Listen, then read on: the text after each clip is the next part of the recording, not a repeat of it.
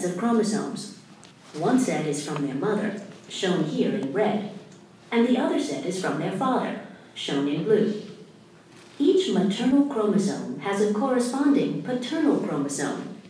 These matched pairs are called homologous chromosomes. During interphase, chromosomes are duplicated. Each chromosome now consists of two identical copies called sister chromatids. Zooming in, we see that each sister chromatid is made up of DNA wound around histone proteins. Each strand coils up into a tight helical fiber. As meiosis begins, a spindle forms and duplicated centrosomes start to migrate toward opposite poles of the cell. Back in the nucleus, the chromosomes are condensing. In meiosis, homologous chromosomes stick together in pairs. The close association of homologous chromosomes allows segments of non-sister chromatids to trade places.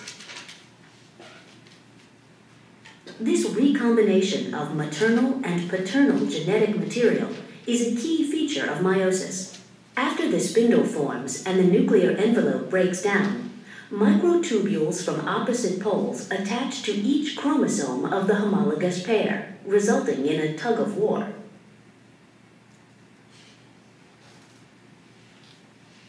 At metaphase 1, the chromosome pairs are positioned in the middle of the cell.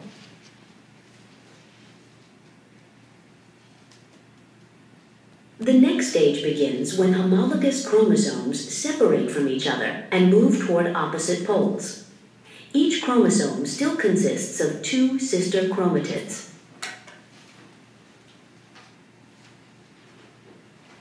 This cell began meiosis with 46 chromosomes, but each daughter cell now has only 23 chromosomes.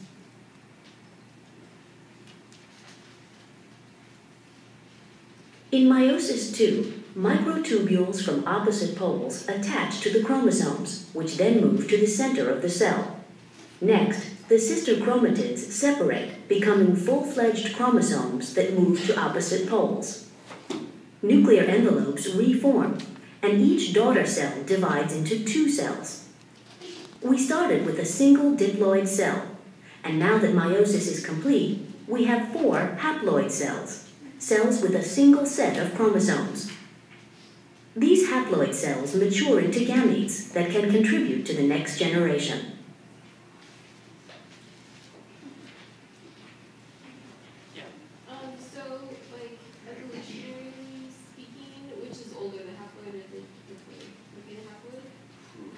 Biology 300.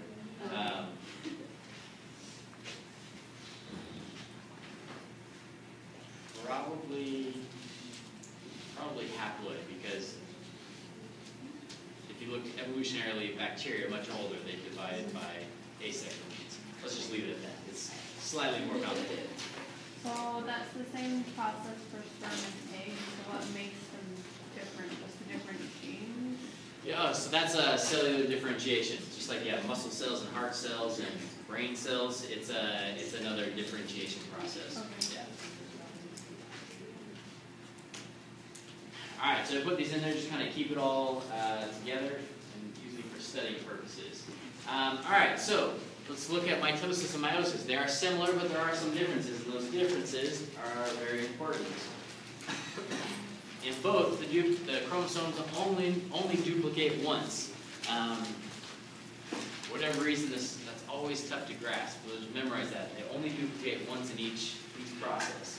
The number of cell divisions is what varies. Mitosis only has 1 cell division, producing 2 daughter cells, and meiosis has 2 cell divisions, producing 4 gametes, or haploid gametes.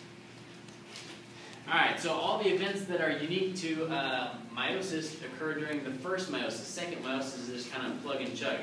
Everything happens orderly. The differences are all in meiosis 1. So, in mitosis, you have the chromosomes duplicate. The same thing happens here in meiosis, but during the duplication, the homologous chromosomes pair up, and then there's a crossing over event. So you see this exchange of genetic material. Metaphase, everything lines up in the middle.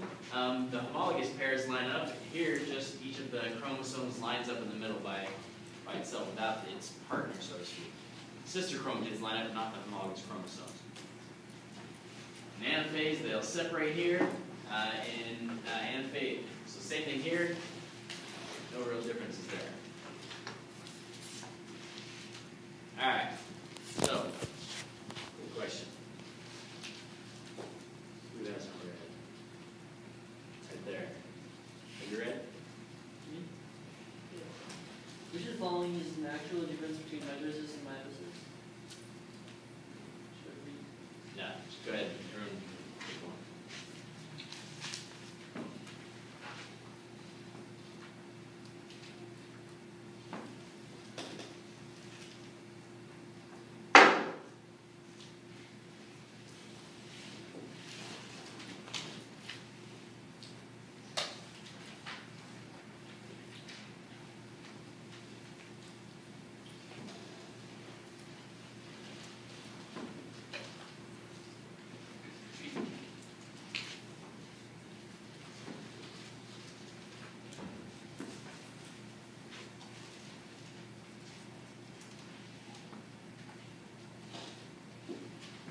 Alright, so answer A, answer B, C, or D. The answer is A. Very good. But this is, I kind of like this question just because it's a good test question. All the other answers are wrong. If you just look, there might be one little thing or so this makes it wrong, but it is answer A.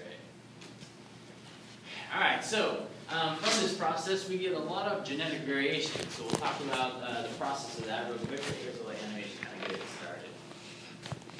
In sexually reproducing organisms, 3 processes lead to most genetic variation: independent orientation of chromosomes in meiosis, crossing over of chromosomes in meiosis, and random fertilization.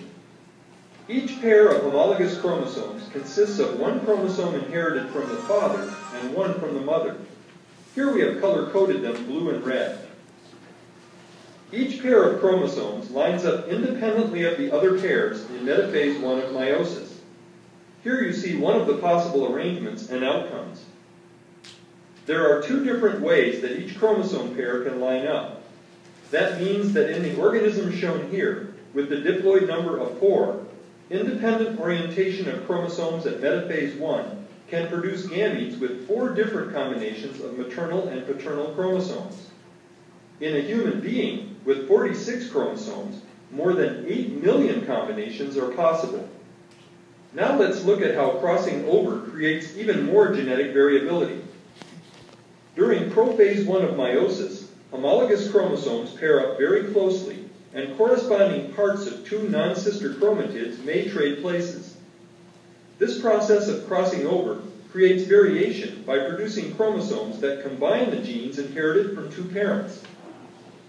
Here the process produced a total of 4 genetically different gametes. There are many ways crossing over can occur. In humans, crossover events happen an average of 2 or 3 times per chromosome pair, greatly increasing the variation among eggs and sperm. Note that crossing over produces some parental gametes with chromosomes like those of the parents, and some recombinant gametes with a mixture of genes from both sets of chromosomes. Independent orientation and crossing over occur simultaneously during meiosis, multiplying the number of genetic variations among gametes. Because each pair of chromosomes lines up independently, and crossovers can occur almost anywhere along each pair of chromosomes, it is possible for a human being to produce an almost infinite variety of gametes. A sperm fertilizes an egg, producing a zygote. The random nature of fertilization adds to the variation arising from meiosis. Each parent is capable of producing a huge variety of genetically different gametes. The number of possible combinations among their offspring is staggering.